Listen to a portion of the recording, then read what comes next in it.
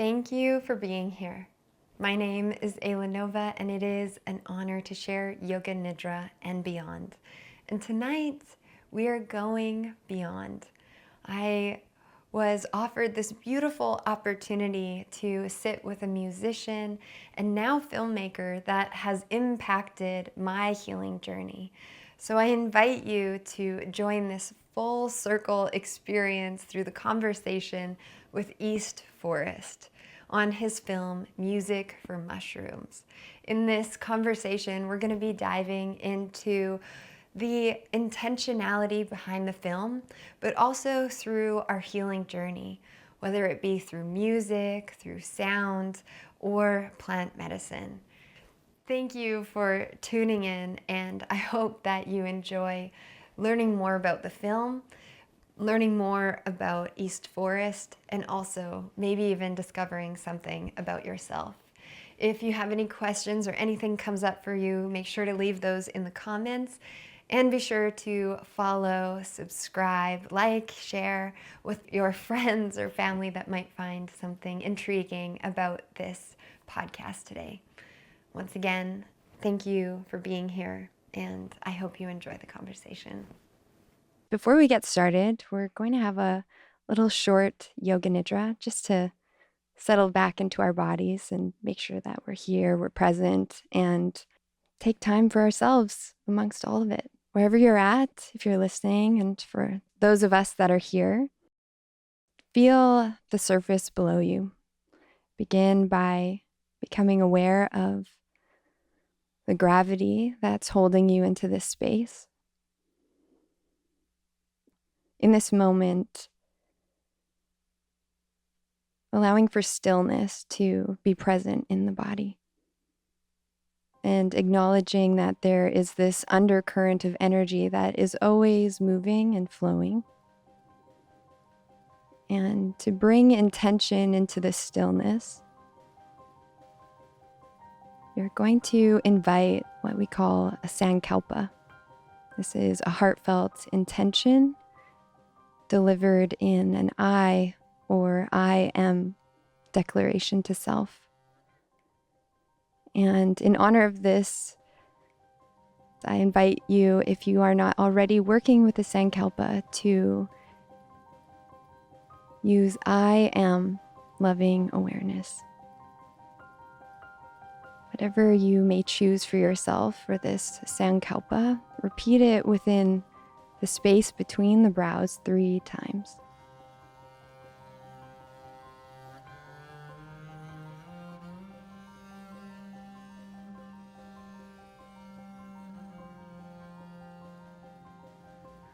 When you witness a dark thought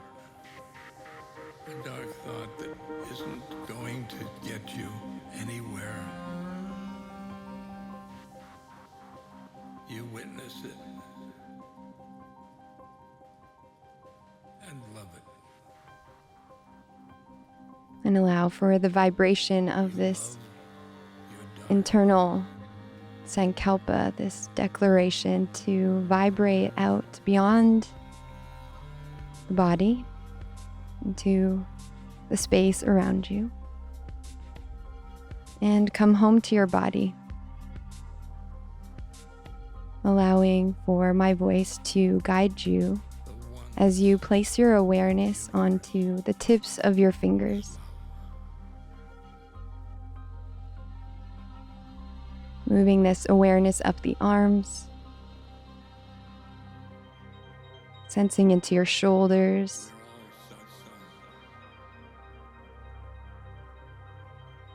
across your chest, the pit of the throat, settling into your torso, towards your hips, and down both of your legs.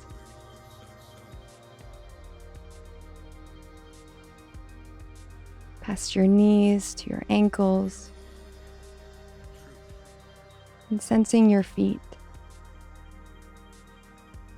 Noticing any grounding presence at your feet.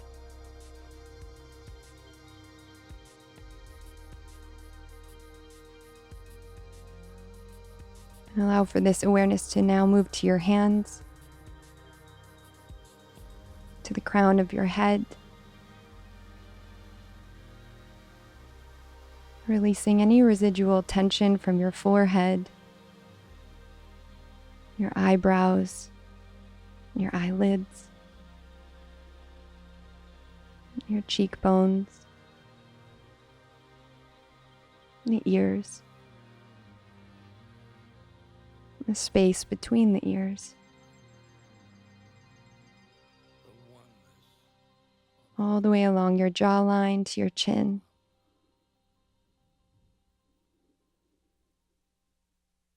Melting your awareness down to the back of your head.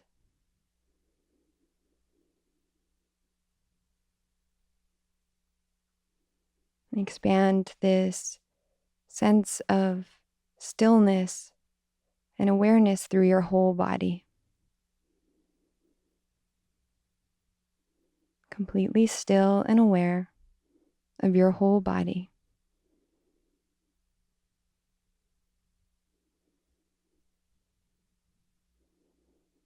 And within this stillness, allow the vibration of your sankalpa to return. By acknowledging your heart and your mind and your whole body. And repeat this sankalpa now 3 times, declaring it once more.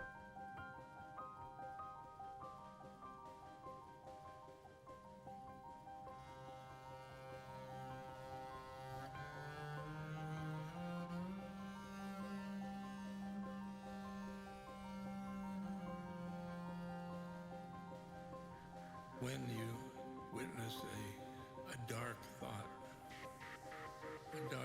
that isn't going to get And you now anywhere, feel into these words. Sense that they are true in this you moment. witness it And allow for this essence to carry you through and love it.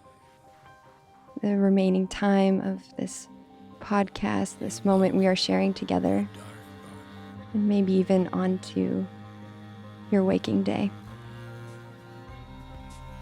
Start to feel the depth of your breath return back into your lungs, your chest. Start moving the fingers, bringing sensation into your toes, your arms, and your legs. the oneness of the universe is love. And the practice is complete. Thank you. Thank you.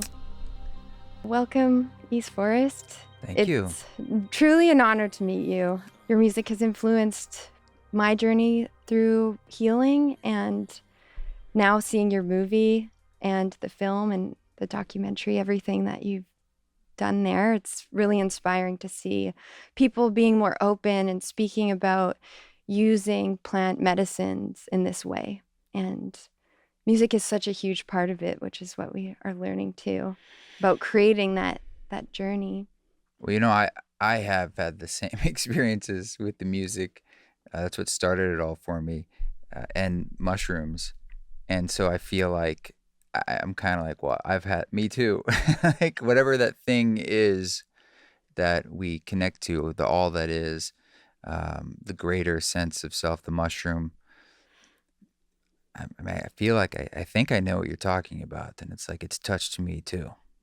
But there is nothing greater for an artist is to hear anyone that feels they've been touched by that work that I felt touched by.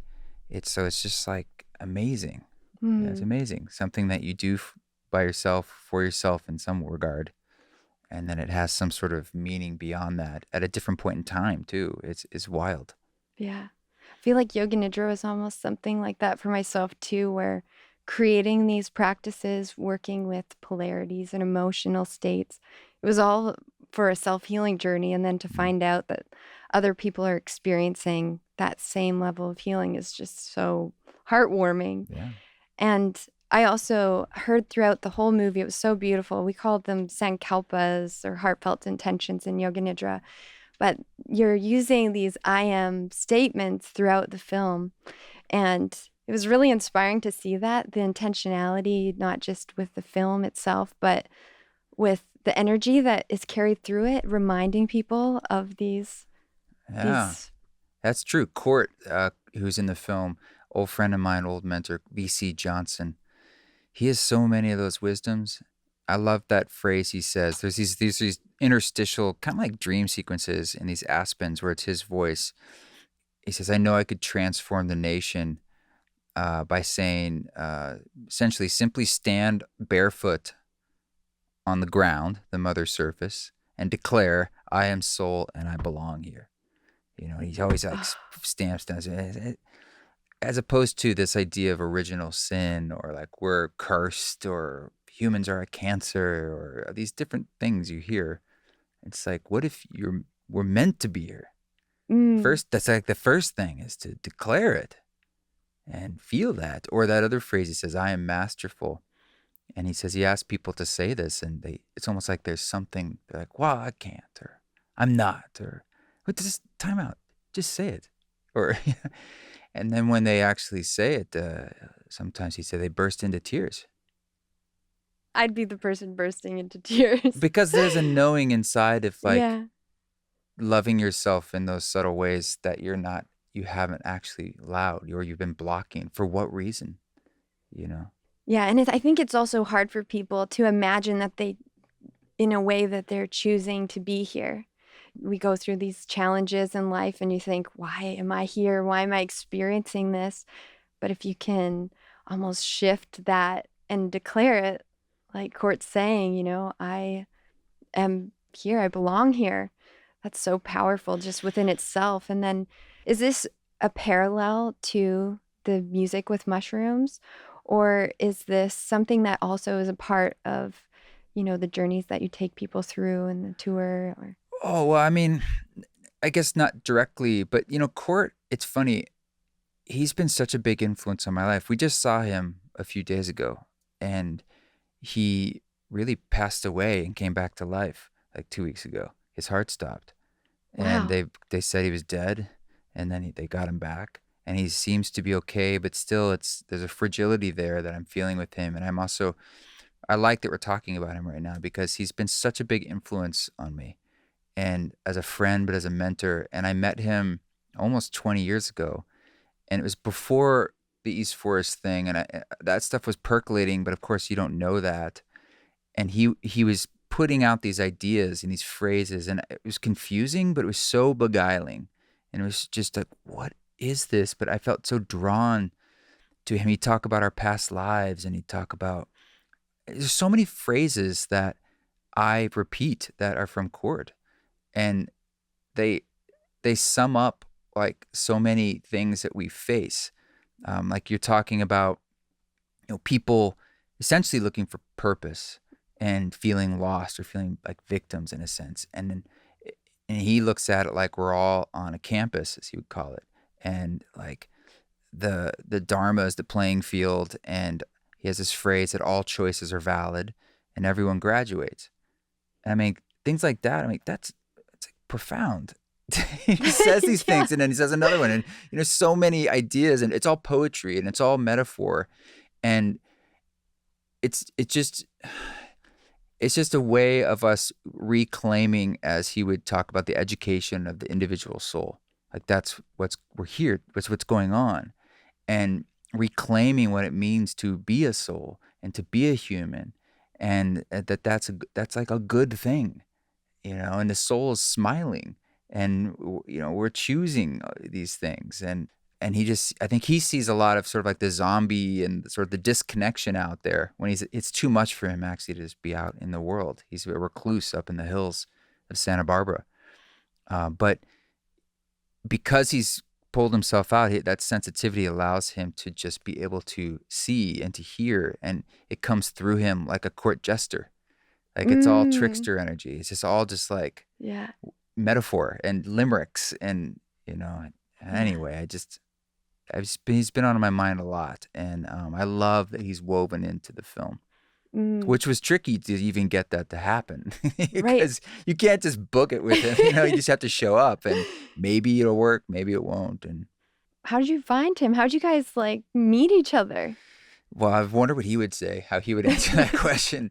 My friend Teddy I met him in college and we were really close. He was like, I was telling Rada, he was like the first guy that introduced me to like Bob Marley and Zen meditation and marijuana and like all the stuff that just like, oh my God, like growing up in Oregon, kind of square and rationalistic and materialistic is how I grew up.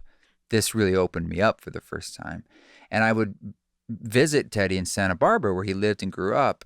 And because I was just enamored by this lifestyle of California, like Southern California, right?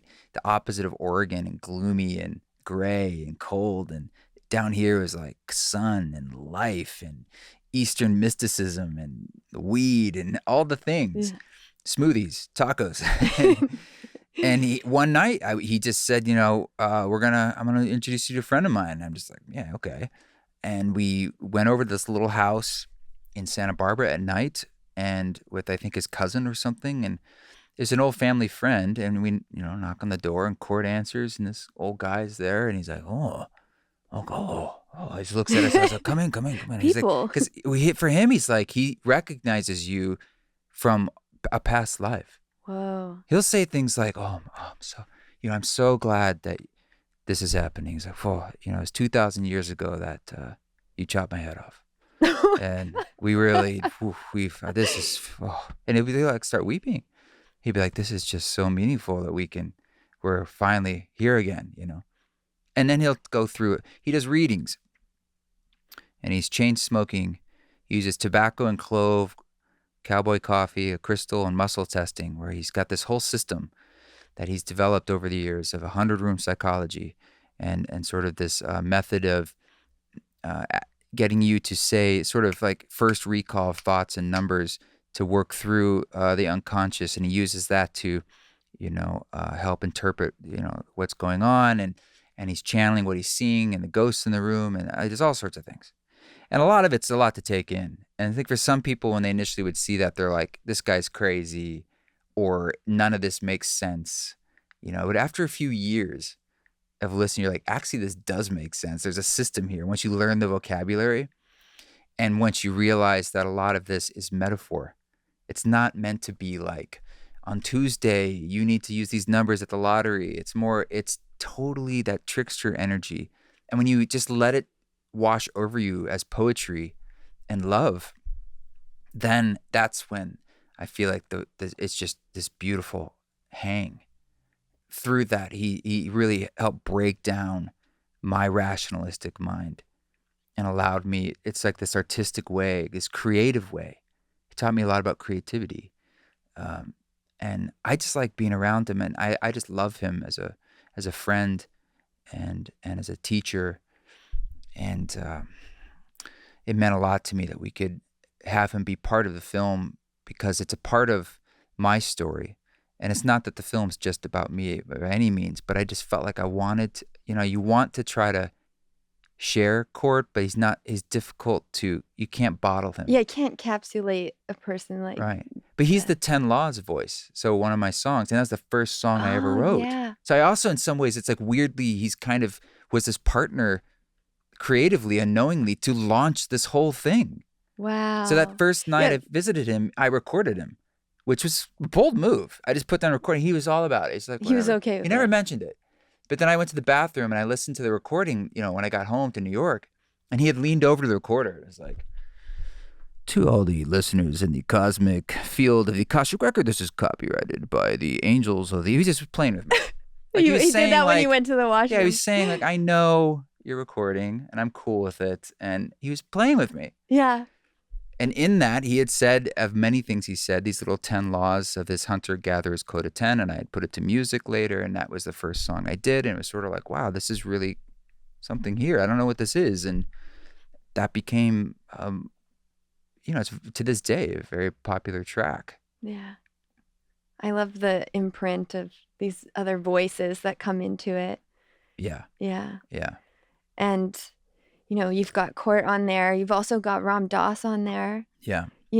I feel in my work too, I put a lot of that love of Ram Dass's teachings into it. So hearing him throughout some of your tracks is so grounding because he has this energy almost like what you're talking about with court, where you just can't capsulate it. It's just so Yeah, big. he's Ram Dass. He's and Ram Dass. That's the other, of course, big teacher in my life too. But Ram Dass was such a master of communication and just brilliant with his humor, self-deprecating, but the brilliance that his ability to translate these Eastern ideas in a fairly succinct way, like very grounded, meaningful way for so many people. So yeah, there's so much with Ram Dass that I could talk about, but in essence, it's just been a massive influence too. And for both of us being able to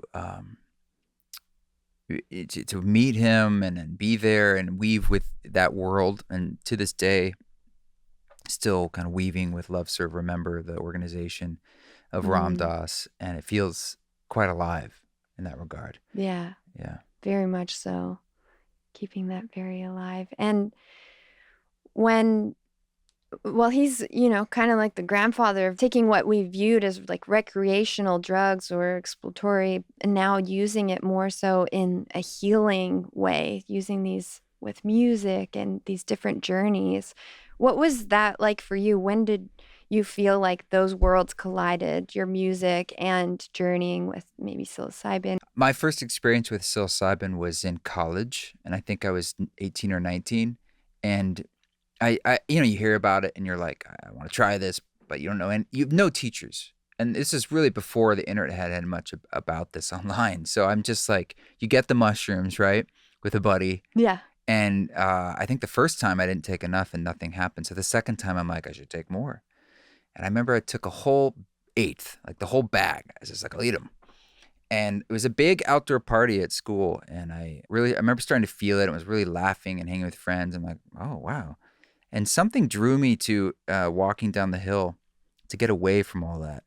And I lay down under some cherry trees. And I mentioned this in the film. And the cherry blossoms were dropping like the petals. And I was lying on the grass looking up at this. And then it really started to kick in. And I mean, it went, very, very far into sort of a peak experience of everything really breaking down. And thankfully, thank God, it was positive. Like I felt safe, and it was just more just like, not like terrifying, but more just like incredible. And that was just an explosion of felt experience of possibility and knowing. But at the same time, the little knowing was like, what the fuck was that? Like, really just, but at the same time, oh, my parents need to do this. Everyone, one of those, whatever this is, like, it was a true, like, feeling of finally some being shown and feeling more that you always wanted to exist, but really didn't, my own cynicism, not thinking it existed, but so hungry for it. And then something happened, and it's so beyond what you ever could have conceived that you can't even understand it. And I chased that feeling in some ways, but just occasionally over the years, like more mushroom experiences here and there, but no real knowing or grounding of what it was. But they were meaningful. And some of them had music at times. Like I'd be listening to music and there would be these alignments again, where I would kind of go into these spaces where the music and the mushrooms, and there would be these moments again of just like, that are hard to describe, but of union that were extremely meaningful. And they resonated enough that later in my 20s, when I was in New York City, I had spent a lot of time in the previous music project and other bands, like really trying to make it in a classic sense, like rock bands, pop bands, and pushing and all the things, and it wasn't really working after 5-6 years, and other things were sort of collapsing as the Occupy Wall Street and the financial collapse, and money was getting tighter, and things weren't working. And I think that pushed me into trying something different. And I had remembered those experiences, and I kind of just said, I'm going to make music that I'm actually not going to try and sell. I'm not going to try and pander. This is truly because I want that feeling. And I'm wondering what there was a feeling to the music and those mushrooms. And so I started making music with just like my headphones on in my bedroom, and I would look for like chords where I was like, oh, there it is. That's the thing.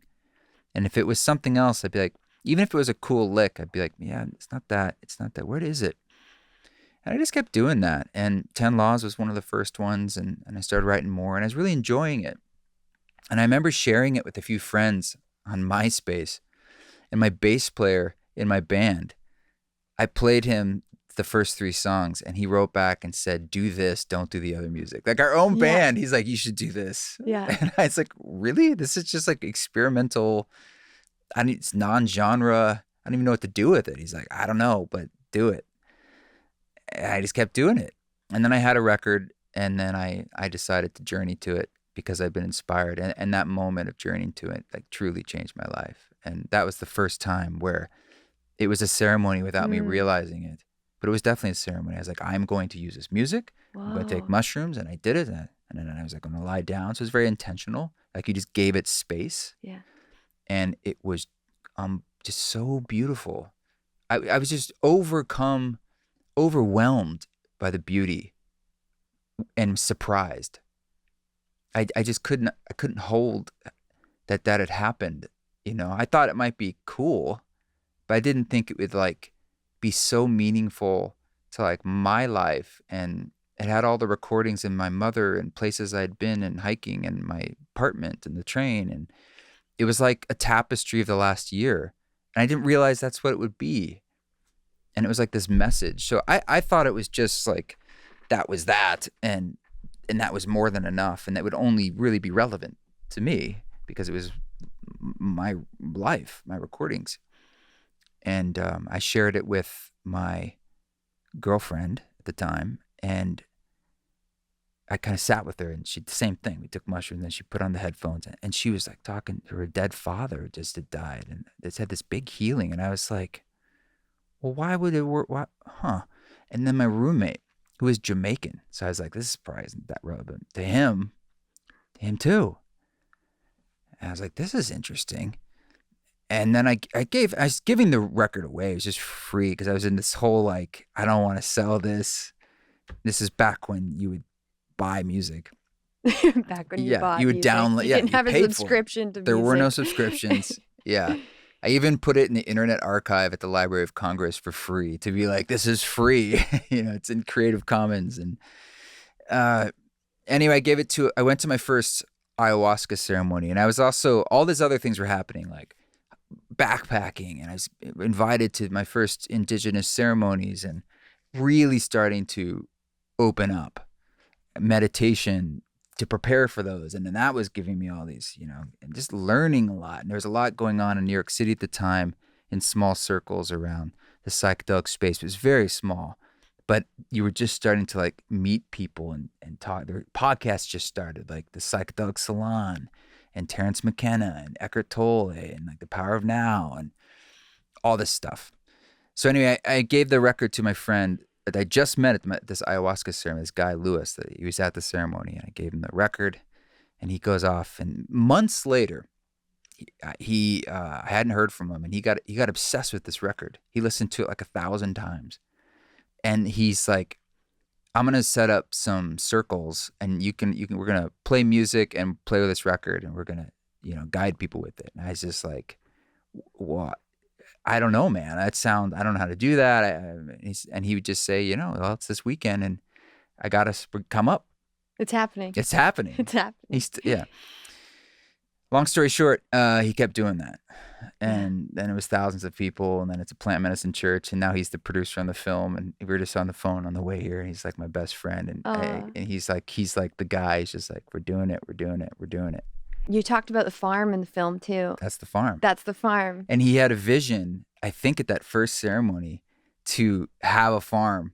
Wow. And he sold his place in New York City and did it. And I was like, he's just one of those guys. And he got this farm and started doing a CSA and started holding ceremonies. And now it's a plant medicine church with a, you know, registered church. And wow, it's cool hearing your journey of, you know, first entering into this. You go into it through your childhood, like early days, seeing the cherry blossom, and then the music shifting from putting it out there for people and then putting it out there for yourself and just sharing yourself really through that journey.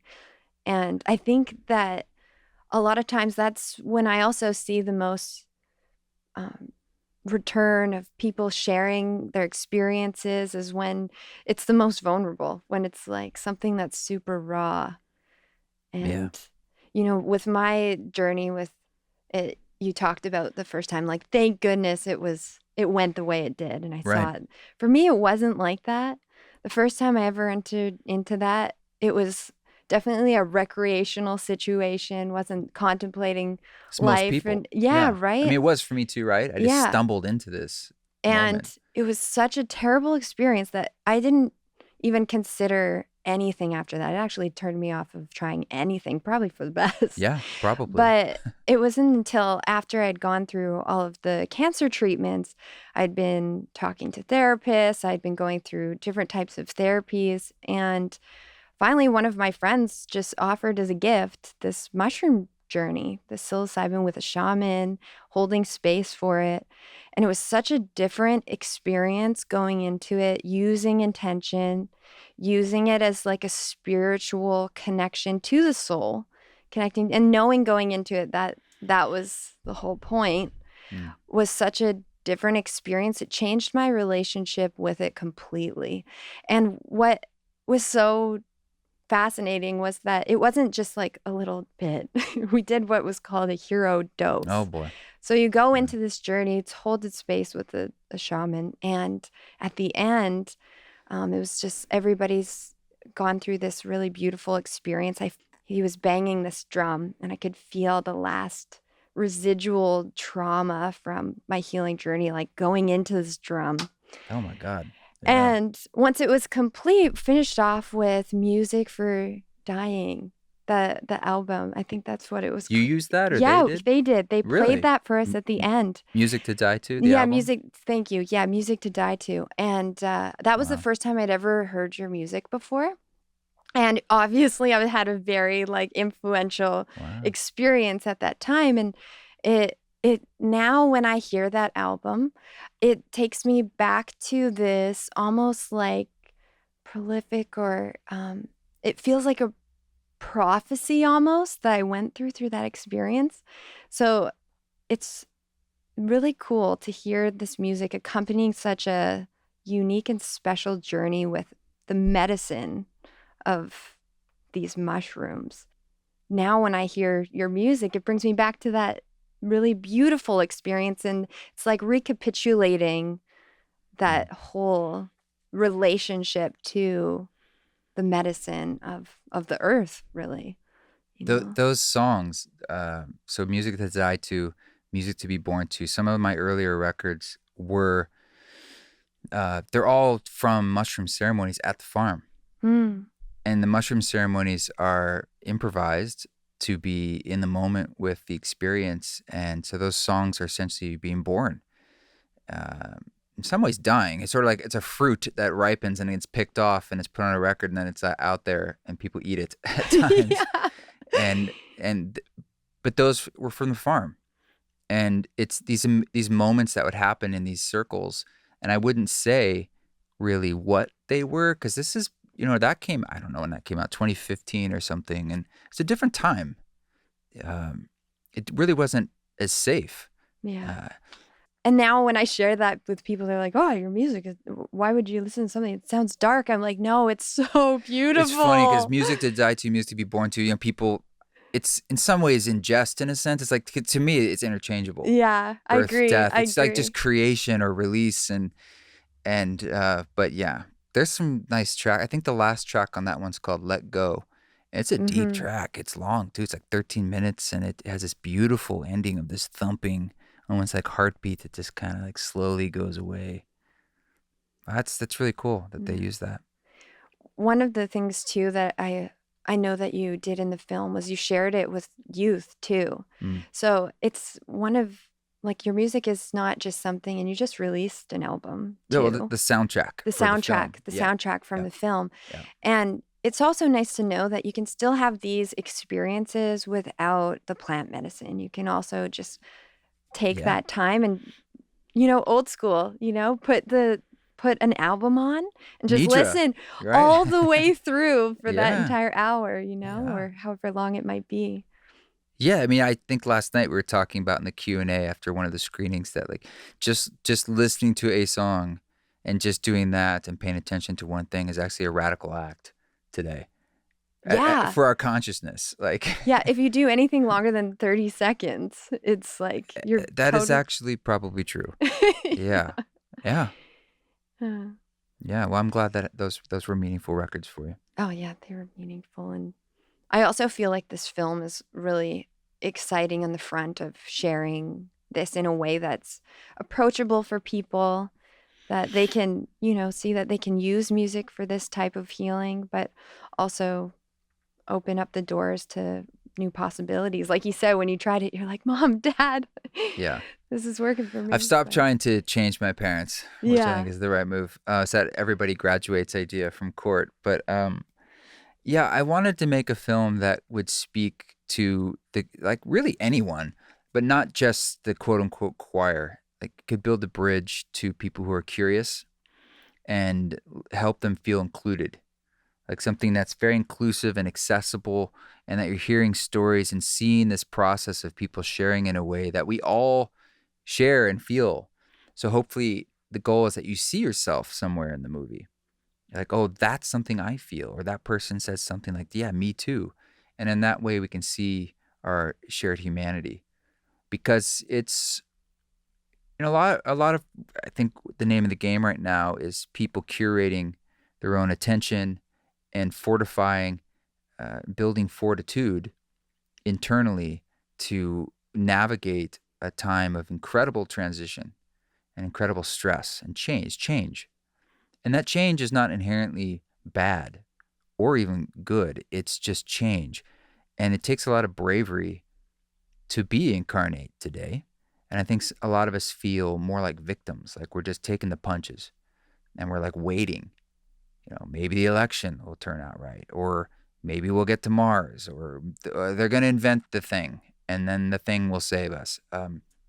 Or conversely, we're waiting for the ball to drop. It's like, pick your crises. And it's like, then that's it. COVID really brought that to life for all of us, where it's like, that was real. Yeah. There was in times where I think all of us at one moment or another, especially at the beginning, were like, is this it? Yeah. Is this it? I mean, is this it? We're all gone? And that was real. Like, that's a trauma. Yeah. And we did that as a whole collective, went through that trauma. That's one of many things that are just in the wings that we know about, whether it's climate issues, which are probably the biggest that we seem to just like keep going like this with, or peak soil or peak oil or wars or whatever it is. And so I'm trying to say is that the name of the game to me is about finding that center in your own grounding, to find that connection to soul and yourself, to feel that like, oh, not only do I matter, but I am needed. And this internal process is the way I connect and navigate through this world. That is not a way of sticking my head in the sand. It's actually the first step to be able to come out of bringing your head out of the sand, to take action, to react, to make choices in the world. And we need more people actively making choices from that place of centeredness, of love. Yeah, coming back into that center. And that's a lot of the beauty that comes from this work of listening, of deep listening, and reminding ourselves that, the external world, everything's happening out there. We can see it's happening out there, but our perception of it doesn't influence that soul, that true center of ourselves, in the sense that we can come back in through this practice of deep listening, whether it's to music or to yoga nidra, and recognize that the internal world is just as valuable as the external world. And when we can begin to make peace with that internal world, the outer world just naturally becomes more, beautiful or peaceful itself. Yeah, it's strange that it's odd that like the mechanisms of our outer world are largely trying to commodify and like commercialize our attention in ways that pull us out of our internal experience. And it's like, why is that? You know, and maybe it's, I guess it's in some form like we've monetized our attention, unfortunately. Yeah. And so therefore we're trying to take it away from things. So it's like, give it to me or give it to this thing, whatever it Yeah. is, right? And in doing so, we're kind of like, we're taking our power away. Yeah. And I think as time goes on, we're forgetting generationally, like what it means to be human. You know, I feel like we're in some kind of great experiment, especially since the iPhone really took off, which was around 2012 where it really took off. And the internet got fast enough that we could be doing most things on it. And since then, I mean, so it's, you know, I don't know, 10, 12 years, we're in a great experiment of technology, but more than anything of our consciousness and our attention and what it means to be a human being. And I think we're really just being thrown by that. We're not even fully recognizing the experiment we've created for ourselves. But it's having great consequence. You know, Yeah. tribalistic splittings of people. I mean, you're seeing social and political ramifications of this experiment with our consciousness. And that's why, you know, coming back to the arts, to ourself, to feeling, to understanding, to like working from intention and clarity as opposed to fear and reaction and protection is critical. It's really critical. It's a sense of, you know, to wake up to like, hey, you know, most of our fear-based reactions are a very short-term goal. It's only going to create more walls, more problems, more fire. It's not really a solution. And we don't really want to deal with some of those systemic things that are driving our choices, like the traumas we carry or, you know, the beliefs we carry. And so the more we can get through those layers and work through the traumas that we've been handed essentially, right, over generations, that's honorable. You know, that's the real, like, let's get in there and work on the source code, so to speak. Absolutely. Yeah, and like it is layers. I call it layers of being. You know, in Yoga Nidra we talk about the koshas. You're going through like the physical body, the energetic, emotional, and then tapping into creativity again and making music. It's a lot of us forget that we have that within ourselves to be creators.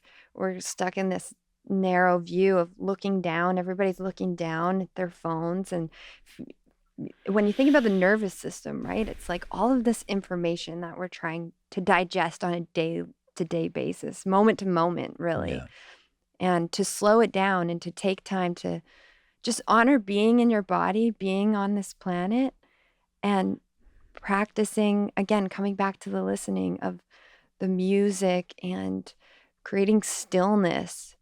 You know, I think that's really like a huge message that I feel like would be a beautiful thing for everyone to take a moment to return to, which is why I love sharing what you're doing with this work. And thank you for making this film and allowing for people to have insight to something they may not have ever even considered, or remind them that, you know, you can just lay down on the bed and I think put it's your more of a headphones reminder. on. Yeah. Like we all Yeah. know. And Yeah, these we aren't all things that we know, don't know. It's totally. more like weird. It's weird that we have resistance to it because every time you do anything like this, like going on a walk or like listening to some music you really like and really listening, like you actually really enjoy that.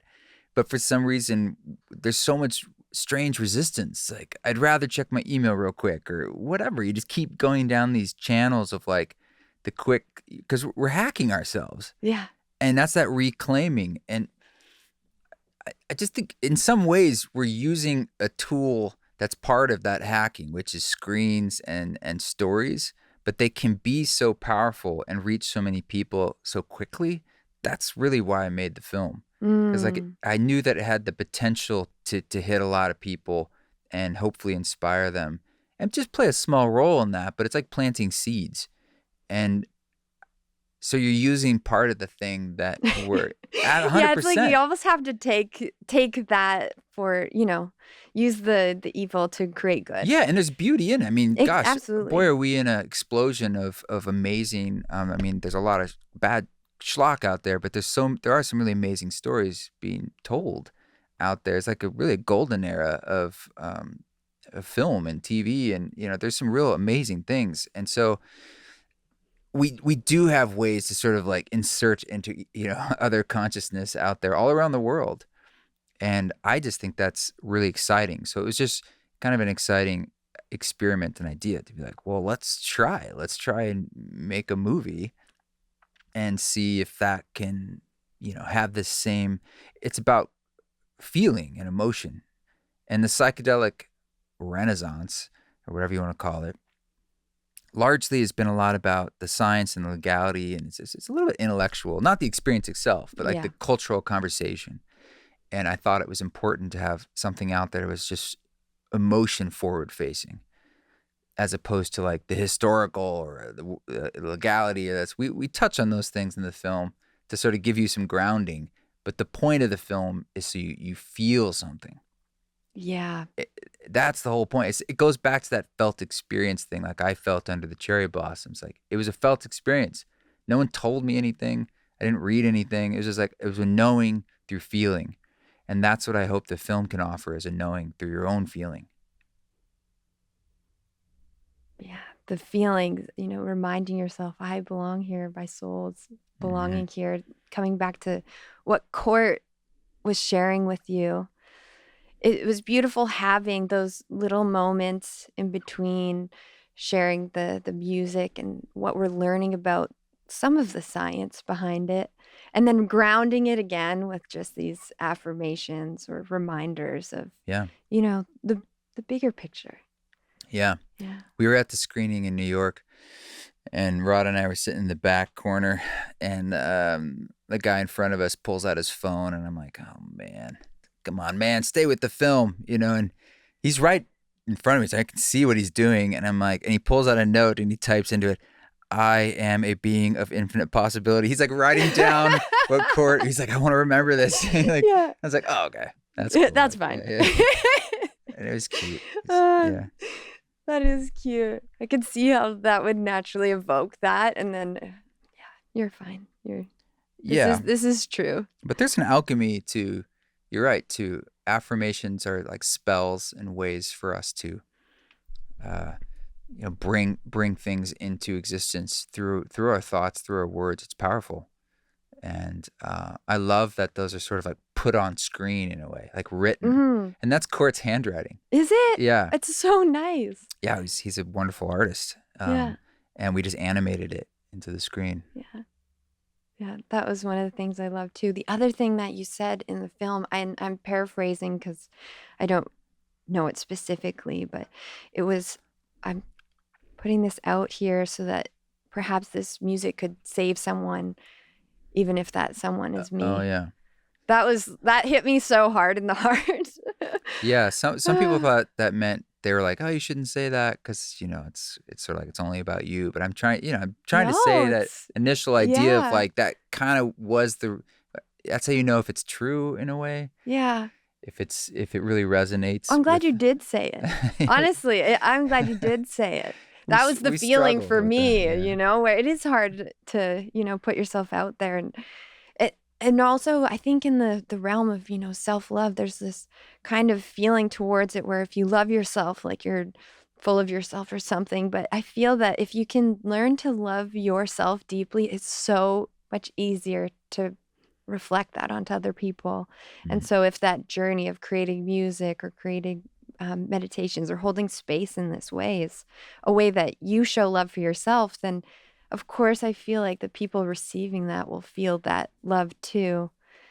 It's easy to constant remembering. Project. Yeah, I mean, we can come from a place of our motivations can come from wounds very often, and a lot of those are unconscious. So there's this idea of the archetype of the wounded healer, and I think even you see this a lot sometimes. I think in activism, it's coming from a place of like anger, or because it's probably coming out of certain kinds of wounds.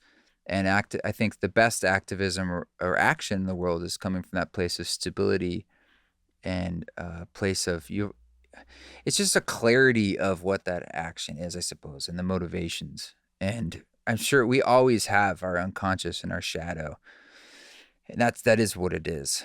But if we have an attitude that self-work is to lead to right livelihood and right action, then it becomes connected to a sense of us versus just I.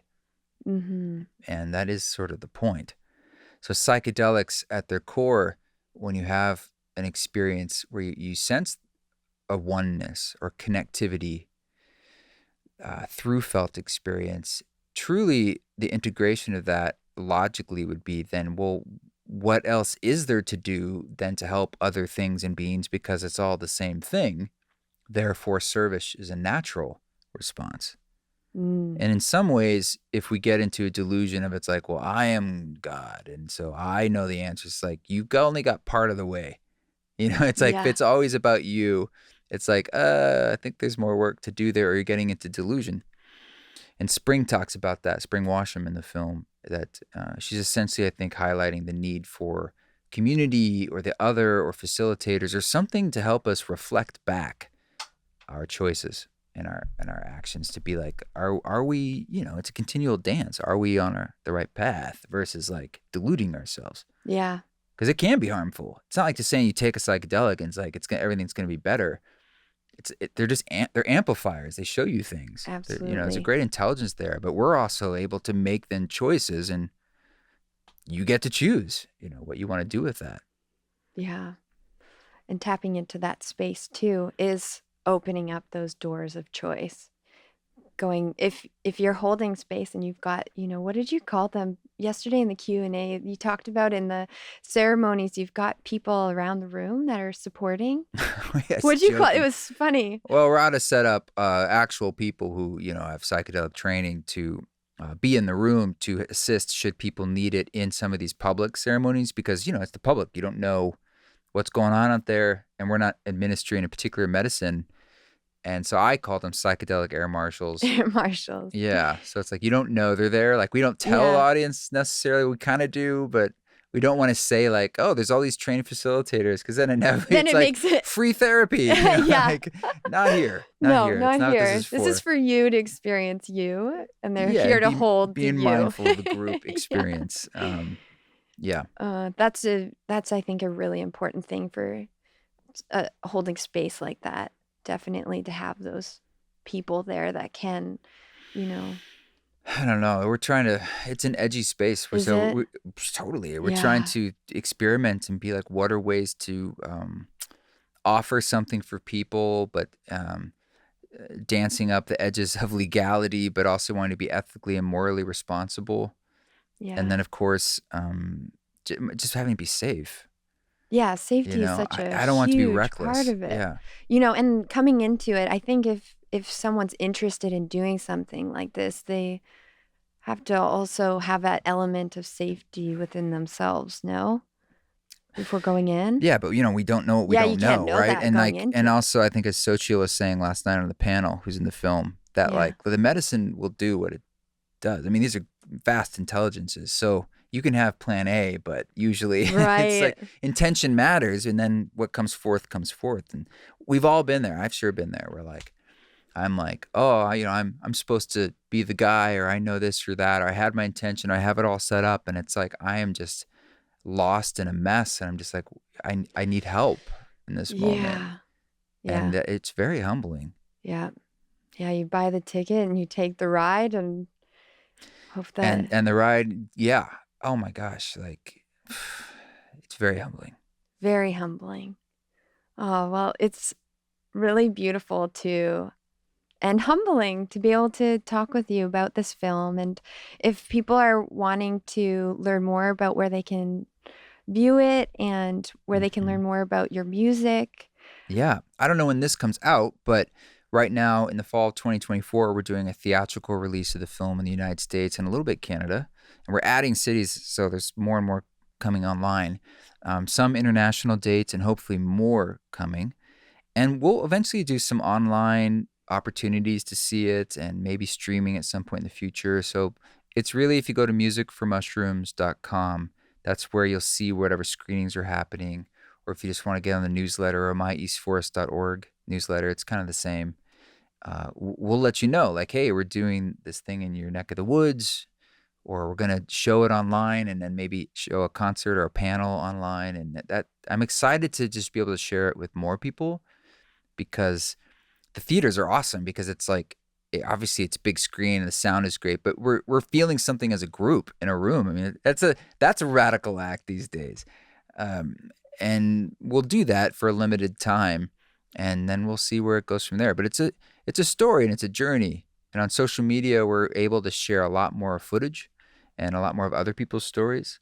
And soon we're going to be launching on the musicformushrooms.com website a much deeper portal of, like, if you want to see the full conversations and full interviews. Oh, amazing. And much more footage from the film, that there's so much, right, that we could, 20 plus terabytes of footage. And, the film's 82 minutes, and, the conversations were all an hour or two, and then there's all this other stuff, and I just want to share it because there's such a great story. And when you were getting it together, how long did it take for you to get all of this footage? It's about a 3-year process from when we started Wow. to now.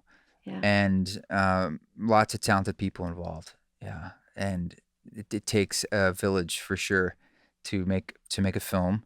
And so I'm really grateful to all the folks who worked on this, because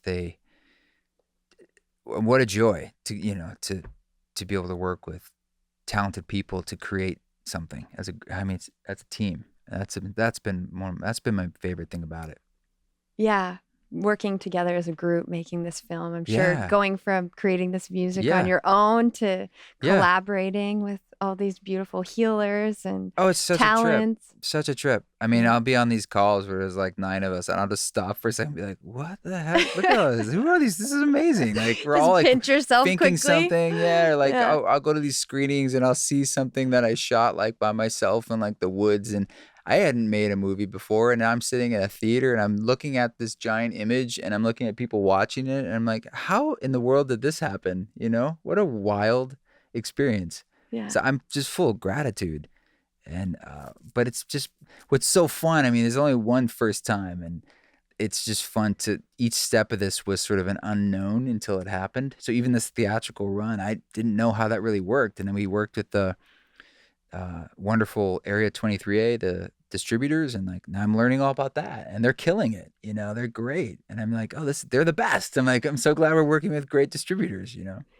Yeah, again, I, for myself, feel like hearing that gives me a sense of ease too, because I feel like most of the time I have no idea what next step or where my foot's going to land, but just keep trusting. Yeah. Just keep trusting the path. Well, thank you, East Forest, for joining me on this podcast today, sharing music for mushrooms. Anyone who gets an opportunity to watch this, to listen to the soundtrack, is going to definitely feel something. So I hope so. Yeah. And there will be a chance for everyone to see it. So it's really like, it is a community, it is a movement, and it's very like outside the system. This is just DIY. So it's really us just like talking about it, sharing it. You can host screenings on the website if you want to suggest a place for us to come. And again, we'll be doing things online. So it's like, just get on the newsletter and like, let's start the conversation and just start to share this story of feeling and knowing and realizing, we do this sort of in a mycelial way. Like, all of us want from the inside out, we're making these changes happen by doing our own work, but then also kind of witnessing each other and bringing that out into the world. For those Canadian listeners out there, East Forest is going to be in Vancouver in November. And Victoria. Mm-hmm. He'll be sharing Q&A afterwards. So if you want a chance to watch the film, ask some questions, I highly encourage. I'll leave the dates in the show notes. Yeah, so that you can maybe watch. We'll have added some more Canadian dates too. I hope we're working on it. So we'd love that. Yeah. Amazing. Well, thank you for being here. Thank you all for listening.